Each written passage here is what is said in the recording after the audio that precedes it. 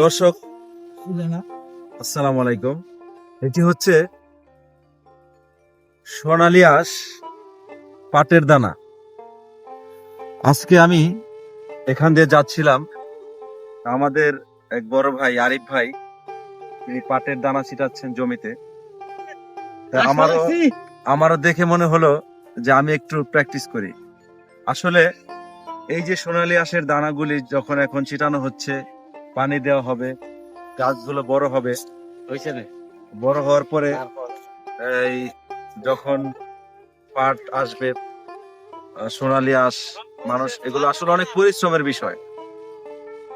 একটা জিনিস আমাদের অনুধাবন করা উচিত, যার বাবা কৃষি কাজ করে, যাদের ফ্যামিলিতে অনেক জমি জমা চাষ করা হয়, আসলে তারা কতটাই না পরিশ্রম করে।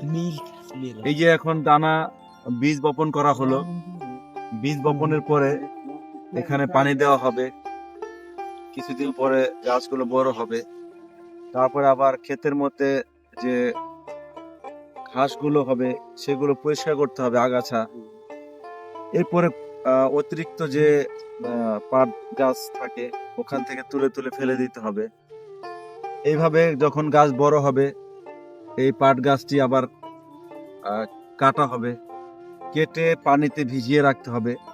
ভিজিয়ে রাখার পরে ওখান থেকে যখন নাকি পাটটা ধীরে ধীরে পচনশীল অবস্থায় আসবে বা নরম হবে, তখন পানির থেকে ওটা তুলে আবার ওখান থেকে পাটের আঁশ সংগ্রহ করা হবে। সংগ্রহ করার পরে ওইটা আবার পানিতে ধুয়ে এরপরে রোদে শুকাতে হবে।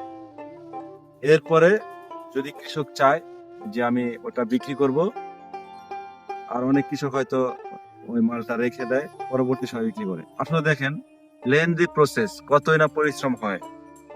যাদের বাবা মা বাবা ফ্যামিলির যে কেউ যারা এই ধরনের কৃষি কাজ করে, আমাদের উচিত যারা তাদের সন্তান আছি, চেষ্টা করব তাদেরকে পড়াশোনার পাশাপাশি বা অন্যান্য কাজের পাশাপাশি তাদেরকে সহযোগিতা করা।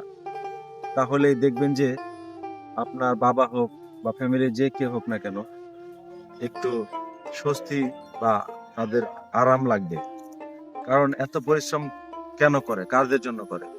এই আপনার আমাদের মতে সন্তানদেরকে লালন পালন করার জন্য বাবা মা এত পরিশ্রম করে। তাই সবাই কৃষককে ভালোবাসবেন, কৃষিকে ভালোবাসবেন, তাহলে আমাদের দেশ উন্নতির দিকে যাবে। যে দেশের কৃষক যত ভালো থাকবে সেই দেশ তত উন্নত হবে। সবাইকে ধন্যবাদ জানিয়ে শেষ করছি। আসসালামু আলাইকুম।